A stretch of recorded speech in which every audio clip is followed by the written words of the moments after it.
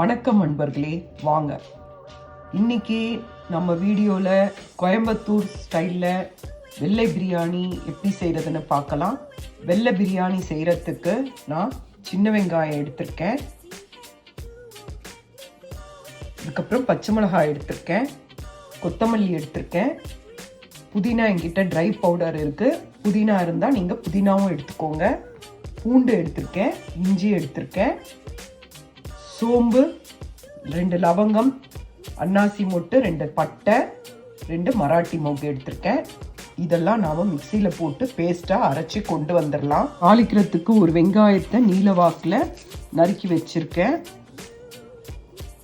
அதுக்கு பிறகு meal maker எடுத்திருக்கேன். வாங்க பார்க்கலாம்.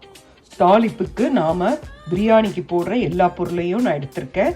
சோம்பு எடுத்திருக்கேன், இது ஜாதி பத்திரி எடுத்திருக்கேன், அன்னாசி மூட்டு, மராட்டி மூக்கு, லவங்கம், பிரிஞ்சி இலை, பட்டை, கல்பாசி எல்லாம் எடுத்திருக்கேன். இது நம்ம தாளிக்கிறதுக்கான பொருள். இப்போ நாம் அடுப்பில் பாத்திரத்தை வச்சு எண்ணெய் காஞ்சதும் இந்த தாளிப்பை நாம் சேர்த்துடலாம். உங்களுக்கு நான் எடுத்து வச்ச பொருளெல்லாம் மிக்சியில் போட்டு அரைச்சி கொண்டு வந்துட்டேன். இப்போ இந்த பேஸ்ட்டை நாம் மீல் மேக்கரில் போட்டு நல்லா பெசரி விட்டுடலாம். இந்த பேஸ்ட்டை நாம் இப்போ மீல் மேக்கரில் போட்டாச்சு. இதை நல்லா நாம் கலந்து கொடுத்துடலாம்.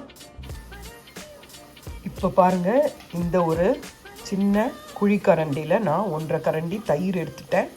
இந்த தயிரையும் நம்ம இதில் விட்டு நல்லா இதை மிக்ஸ் பண்ணி ஒரு 10 மினிட்ஸ் இதை நல்லா ஊற வைங்க.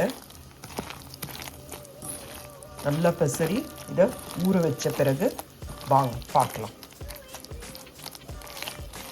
தயிர் எல்லா பக்கமும் நல்லா பரவுற மாதிரி மிக்ஸ் பண்ணி ஊற வச்சுக்கோங்க. இப்போ பாருங்கள், ஒரு பாத்திரத்தில் எண்ணெய் விட்டாச்சு. எண்ணெய் காஞ்சதும் அந்த மசாலா பொருட்களையும் இது சேர்த்தாச்சு. அப்புறம் நறுக்கி வச்ச ஒரு வெங்காயத்தை நான் இதில் போட்டு இது நல்லா வதங்கட்டும். கண்ணாடி பதத்துக்கு நல்லா வதங்கட்டும். வாங்க, வதங்கின பிறகு உங்களுக்கு நான் காட்டுறேன். நான் 1 கப் பிரியாணி அரிசி எடுத்திருக்கேன். 1 கப் பிரியாணி அரிசிக்கான அளவு தான் இது. பாருங்கள், வெங்காயம் வதங்கிடுச்சு. இப்போ நாம் பெசரி வச்சுருக்க அந்த மீல் மேக்கரை நாம் இதில் போட்டுடலாம். பாருங்கள், போட்டாச்சு. இப்போ இதை நாம் நல்லா கலரி கொடுங்க. என்கிட்ட புதினா இல்லை, அதுக்கு பதில் புதினா பவுடர் இருக்குது. நான் அதை இதில் சேர்த்துக்கிறேன் 1 ஸ்பூனு. இது நல்லா பச்சை வாசனை போகிற வரைக்கும் இதை நல்லா வதங்கட்டும். வாங்க, அதுக்கப்புறம் பார்க்கலாம். நான் 1 ஸ்பூன் புதினா பவுடரை போடுறேங்க. இந்த புதினா இலையை வாங்கி அதை நல்லா அலசிட்டு காய வச்சு பவுடரை அரைச்ச பவுடர் தான், வீட்டில் செஞ்ச பொடி தான். போட்டாச்சு. போட்டுட்டு இதை இப்போ நாம் நல்லா கலந்து கொடுத்து வதக்கி விடலாம். பாருங்கள், நல்லா வதங்கிடுச்சு, பச்சை வாசனை போயாச்சு.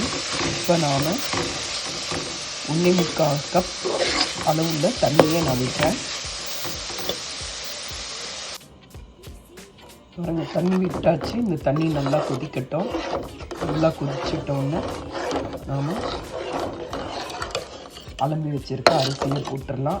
இதில் தேவையான அளவு உப்பை சேருங்க. தண்ணி நல்லா கொதிக்குதுங்க. இப்போ நாம் அலம்பி வச்சிருக்க அரிசியை நாம் இதில் சேர்த்துடலாம்.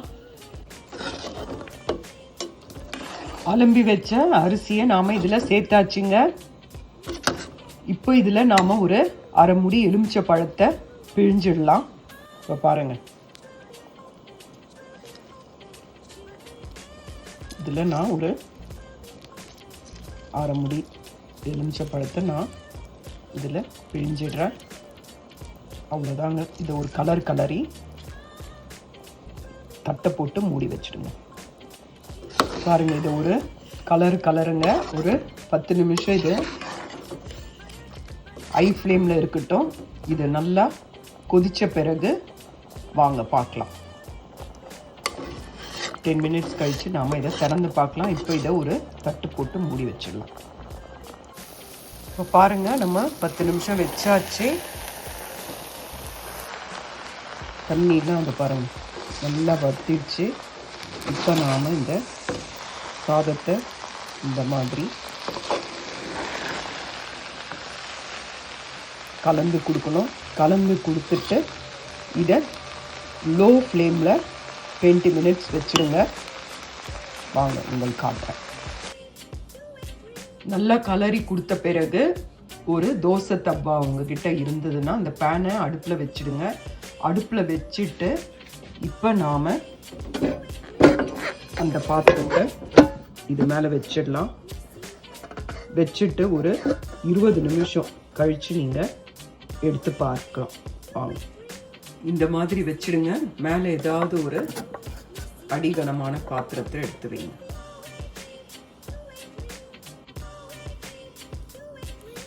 பாருங்க, சூப்பராக ரெடி ஆயிடுச்சு.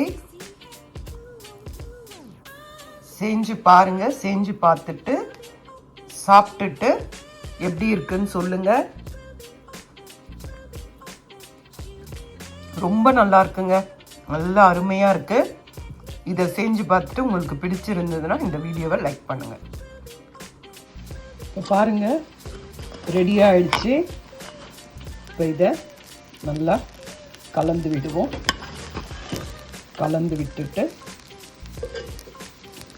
நாலா பக்கமும் நல்லா கலந்து விட்டுட்டு இதோட ரைத்தாவோ இல்லை பன்னீர் பட்டர் மசாலா இதெல்லாம் வச்சு சாப்பிடுங்க.